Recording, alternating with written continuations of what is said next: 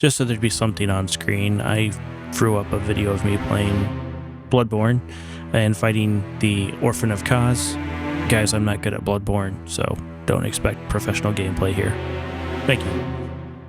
After hearing about Sony's announcement about discontinuing disc in 2028, I decided to throw my hat in the ring and give my opinion on it, which is worth what you paid, by the way. Just for the uninitiated, Sony has announced that they are no longer going to be producing disc in the next couple of years, which some are seen as the death of physical media. These fears are not baseless, seeing as Sony owns a decently large share in the console gaming market.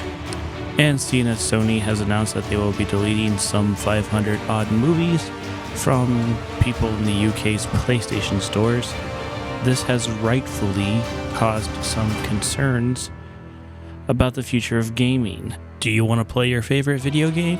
Too bad. Sony's new president has found something problematic about it, and now it is no longer accessible. Or developers could go back and change parts of the game after you buy them. Needless to say, I am not a big fan of these changes, but I would be lying if I said I didn't expect them. You see, digital only has been popular much longer than a lot of us think. I was annoyed when I found out it was hard to find PC cases with CD drives in them. And look, Steam is very convenient and so far, overall, really consumer friendly. But that's going to change in the future, unfortunately. But even when you would buy a disc or a cartridge from Nintendo, you were not getting the full complete game. There would often come with day one patches, sometimes exceeding 100 gig download. It just feels like it's been a long time since I was able to pick up a cartridge or a disc, drive home, insert preferred medium into my preferred console, turn the power on, and play the game with no downloads, no updates, and not having to connect to the internet. Even the Switch 2 has been a mixed bag. Nintendo seems like they just love to randomly decide which game gets a download code and which game is actually put on the cart. It would be one thing if it were just the largest of games they had to use a download code because they could not fit the game on the cart, supposedly. But come on, it just seems like it's a random shot in the dark. Look, I could go so far into this rabbit hole that I would meet Hazel and Bigwig. Needless to say, I'm not a big fan of the download codes or the day one patches, but I also live in reality, and this is where we are. So, the way I see it is we've got a couple of options. Option one, just go with it. A lot of the current market is based off of FOMO, and there are people who will buy the new thing no matter what it is, no matter how bad it is, no matter how much they are incentivizing bad behavior, they will buy it because it is new and shiny, and they don't want to miss out. Option number two, and this is one thing people need to understand, they actually have a lot of power over these companies. You don't understand how much companies will panic when just 10 or 15% of their buyer base doesn't buy their new product.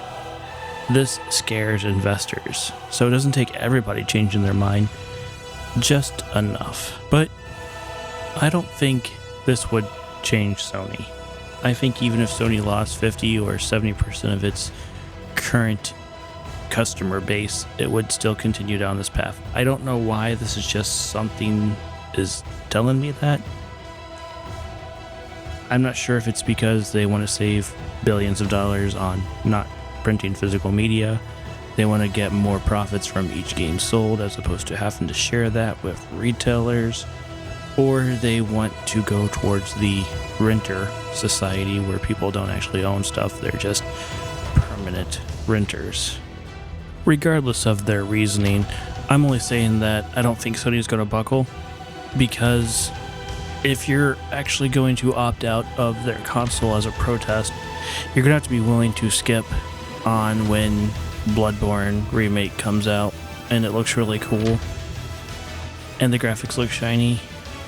and the music is swelling, and the quotes from the game are coming back. I will say, please do with your money whatever you want. I'm not your boss. I'm just saying, if you choose to boycott Sony, they're going to pull out every trick to try to get you back in. Just be aware of that. For me, I've really slowed down in the past couple of years on buying new video games, and I've focused more on buying board games and older video games.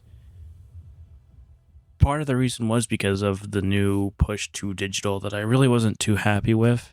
So I was giving this some thought, trying to think about what I wanted to talk about in this video. And the thought occurred to me that I think the big issue here is when you buy something digitally, the companies who quote unquote sell that product to you don't view you as owning that product. This seems to be the big issue, is that 5 years down the line, somebody can just come in and remove product that you bought without issuing a refund of any kind. And also there's AI, the fear of people using your likeness without your consent. There's giant social media companies logging every keystroke you make. We can't try to boycott the companies making these bad decisions.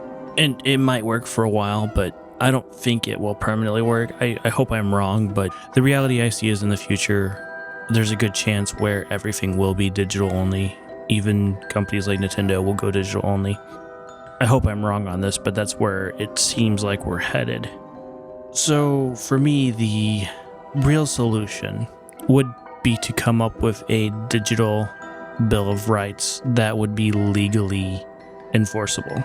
But there's a problem with this. Most people who are running the nations were at retirement age when the modem was invented. And even if they knew what the Wi-Fi was, I don't think that they would make a Bill of Rights that had the people's best interests at heart. Let's just say that these people are way too open to corruption. I'm just spitballing here, and I would love to hear your feedback on what should be included in a digital Bill of Rights. I think the first thing should be when you buy something digitally, you actually own that thing. You own the right to use that thing permanently.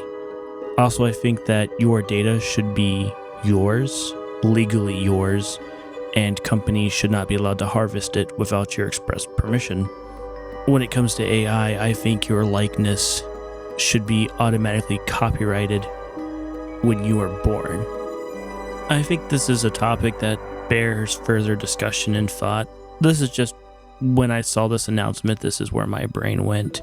I think the digital renter apocalypse seems inevitable to me, but I could be wrong, and I really do hope I am.